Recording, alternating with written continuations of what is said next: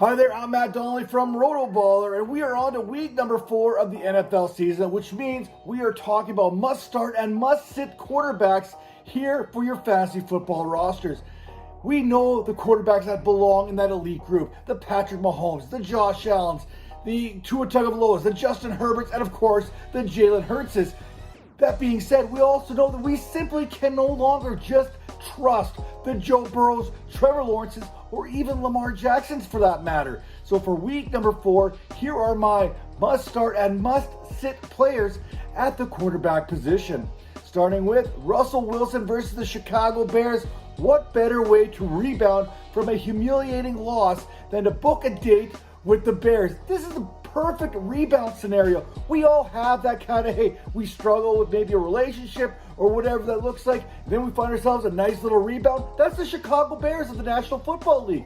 Chicago has allowed the second most passing touchdowns to quarterbacks this season, and only the Broncos themselves have allowed more. Now, thankfully, Justin Fields, that number is going to go down this week because, again, we cannot trust Justin Fields, a quarterback who we thought was a top 6 or 7 quarterback entering the season.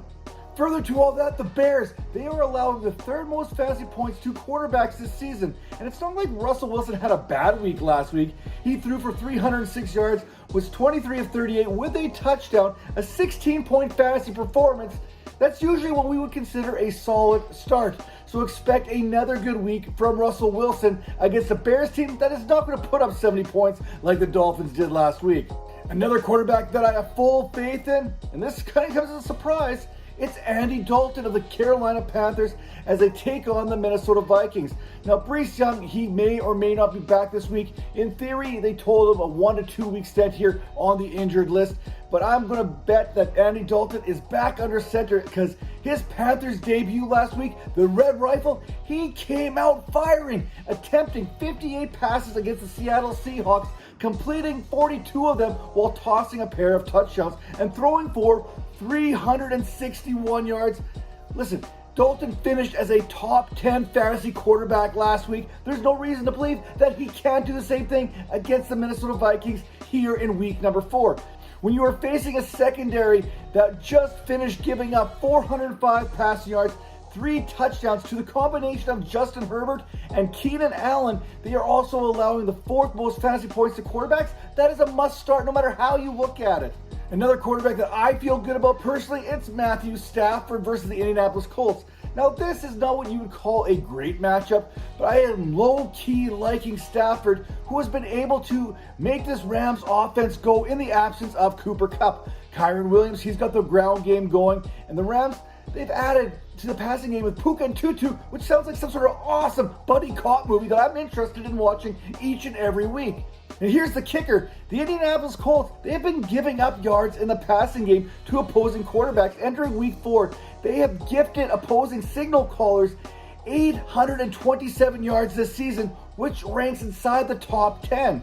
Need another quarterback start? How about Jimmy Garoppolo versus the Los Angeles Chargers? It is simple. If you're playing the Vikings or the Chargers, you are starting the opposing quarterback. Garoppolo is currently in that concussion protocol, so perhaps the Aiden O'Connell era is among us, but probably not. Now, if not, again, that's okay because Garoppolo has made a habit of feeding Devontae Adams and Jacoby Myers all season, averaging 7.5 yards per attempt. This week, Garoppolo and the Raiders face a Chargers team that just allowed 365 yards and a trifecta of touchdown passes from everyone's favorite quarterback dad, Kirk Cousins, last week, who basically rolled up to the stadium in a minivan and then went out there and absolutely dominated. Los Angeles has allowed a league-high 1,070 passing yards to date. That's 3 games, over 1,000 yards, and they're averaging 24.62 fantasy points to opposing quarterbacks. Jimmy, he's always smiling, but that smile, it's going to be even brighter here in week number 4. As for quarterbacks that are probably not smiling this week, how about Lamar Jackson versus the Cleveland Browns? Jackson, he is a great player. Ain't nobody going to question that. But chances are you're probably still going to start him. But regardless, listen, hear me out for a second. Only the Bills have allowed fewer than the 5.84 fantasy points per game that the Browns are giving up. Now, that is impressive. Now, I get it. The list of quarterbacks the Browns have faced isn't exactly impressive. I mean, we had a one-legged Joe Burrow, a Kenny Pickett, and a Ryan Tannehill, but still, whenever you can hold 3 NFL quarterbacks to 408 yards through 3 games, that is impressive nonetheless. Cleveland has also only surrendered 1 touchdown all season. Jackson's biggest impact is going to come likely in the run game as Gus Edwards finds himself still in concussion protocol. But Myles Garrett and Zadarius Smith, they're going to be tasked with the assignment of containment here against the former NFL MVP, which is going to make things a lot more difficult for Jackson to get out of that pocket and make something happen. Anytime that Kirk Cousins makes an appearance on this list, I hope that I am wrong. And you know what? I'm okay with being wrong when it comes to my boy there, Kirk Cousins. Full disclosure, the last time that he was on this list, he lit up the Philadelphia Eagles on primetime television. What I can't ignore, though, is the fact that the Panthers have as many interceptions, too, as passing touchdowns surrendered. They've also only allowed 639 yards in the passing game to opposing quarterbacks and are averaging 10.35 fantasy points per contest.